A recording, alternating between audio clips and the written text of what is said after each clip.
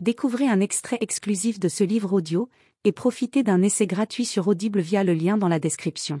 Et du coin repas. Un instant, je crus qu'elle n'allait pas lâcher. Elle allait résister, exiger que mon père arrête ses bêtises. Au lieu de cela, elle caressa mes longs cheveux bruns.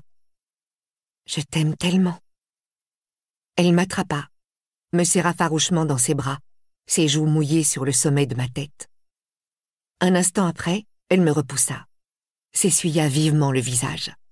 « Sors, chérie, ton père a raison, il ne faut pas traîner. » Je suivis ma mère jusqu'à la voiture, Boomer sous le bras, les deux mains cramponnées à mon doudou.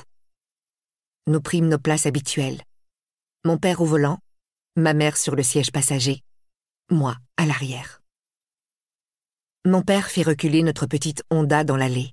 Des feuilles jaunes et oranges tombèrent du hêtre en tourbillonnant, dansèrent devant la fenêtre de la voiture. Je posai mes doigts écartés sur la vitre, comme si je pouvais les toucher. « Fais coucou aux voisins !»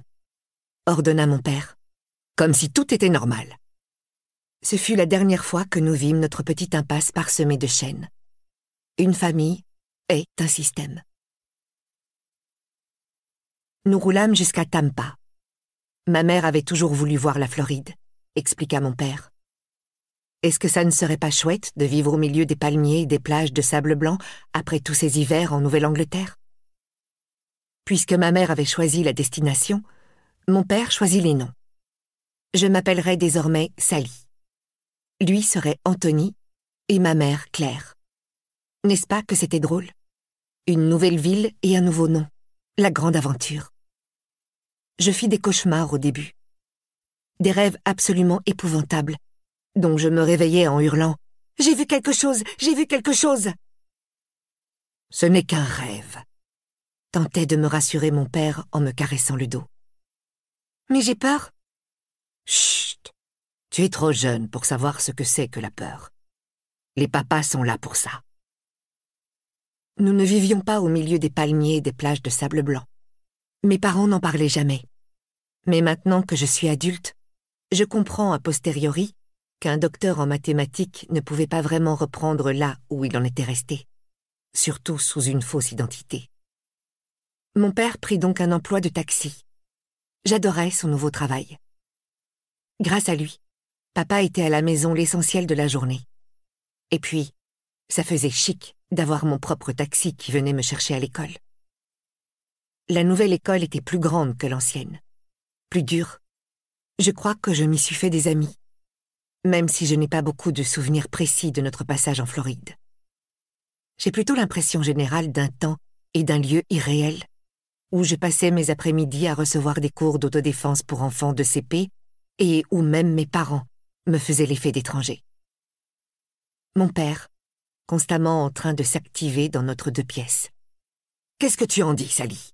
On va se décorer un palmier pour Noël.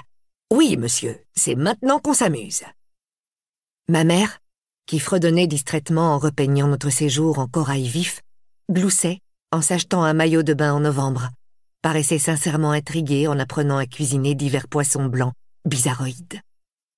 Je crois que mes parents ont été heureux en Floride, ou du moins déterminés. Ma mère décora notre appartement. Mon père reprit son passe-temps, le croquis. Les soirs où il ne travaillait pas, ma mère posait pour lui à côté de la fenêtre et je m'allongeais sur le canapé, contente de voir les coups de fusain habiles de mon père croquer le sourire taquin de ma mère sur une petite esquisse. Jusqu'au jour où je suis rentrée de l'école pour trouver les valises faites, les visages fermés. Inutile de demander, cette fois-ci. Je suis allée de moi-même dans ma chambre. J'ai attrapé Boomer, trouvé mon doudou. Puis je suis allée à la voiture et je suis montée à l'arrière. Il s'est passé du temps avant que l'un de nous n'ouvre la bouche. Une famille est un système. Encore à ce jour, je ne sais pas combien de villes nous avons habitées, ou combien de noms j'ai portés. Mon enfance devint un chaos de nouveaux visages, de nouvelles villes, avec les mêmes vieilles valises. On arrivait, on trouvait le 2 pièces le moins cher. Mon père se mettait en chasse le lendemain et revenait chaque fois avec un emploi quelconque. Développeur photo, Manager chez McDonald's. Vendeur. Ma mère déballait le peu d'affaires que nous avions. Livre audio complet gratuit disponible en description de cette vidéo.